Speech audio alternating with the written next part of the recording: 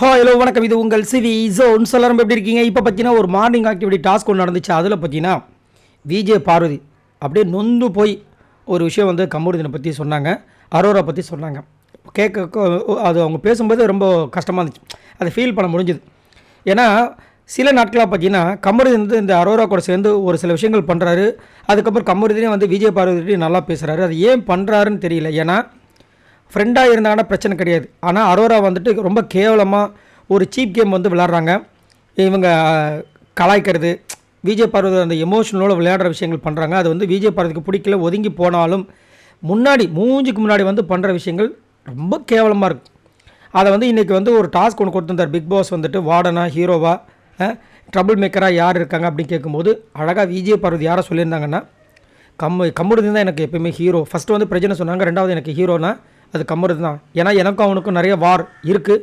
ஆனாலும் ஹியூமர் இருக்குது, கிளாமர் இருக்குது, அன்பு இருக்குது, ஸ்வீட்னஸ் இருக்குது. அவன் இருந்தால் நான் ஒரு கம்ஃபர்டபுள் ஜோனில் இருப்பேன் அப்படின்னு இன்றைக்கும் சொன்னாங்க. நேற்று வந்து எனக்கு எல்லோனா அது கமருதீன் சொல்லி சூப்பராக சொல்லியிருப்பாங்க. ஏன்னா அவங்க மைண்டுக்குள்ளே வந்துட்டு கமருதீன் வந்து இருக்கார், ஆழமாக பதிஞ்சிட்டார். ஆனால் அப்பப்போ வந்து வெறுப்பேற்றுற மாதிரி பண்ணுறாரு. அதை வந்துட்டு கொஞ்சம் தெரிஞ்சே பண்ணுறாரு.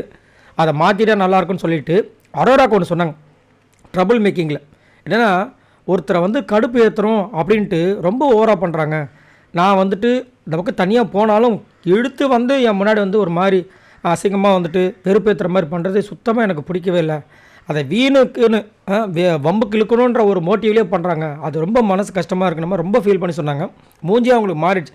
அதுக்கு முன்னாடி ஸ்டார்ட் பண்ணும்போது அப்படி கலக்கலன்னு ஸ்டார்ட் பண்ணி எல்லோரும் ஒருத்தரை இன்ச்சு பை இன்ச்சாக வச்சு செஞ்சாங்க.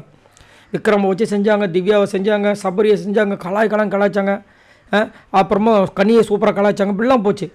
ஆனால் இவங்கன்னு வரும்போது அப்படியே உடையிறாங்க. ஏன் உடையிறாங்க அப்படின்னா எமோஷனலாக வந்து வீக்காக வராங்க. இதைத்தான் வந்து ஆதரி ஒரு வாட்டி எஃப்ஜே கிட்ட சொல்லியிருப்பாங்க, நான் எமோஷனலாக வீக்காக வரேன்.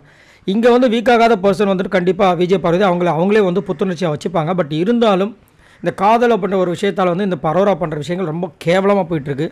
அரோரா ஏன் இதை வாண்டடாக பண்ணுறாங்க? இப்போது அரோராக்கு உண்மையில் கமருதீனை பிடிச்சிருக்குன்னா அதுக்கு உண்டான விஷயங்களை பண்ணலாம். ஆனால் அவங்க ஃப்ரெண்டுன்னு சொல்லிட்டாங்க. ஃப்ரெண்டுன்னு சொன்னதுக்கப்புறமா இதை வாண்டடாக பண்ணுறாங்க பற்றி, அதுதான் கொடுமையாக இருக்குது.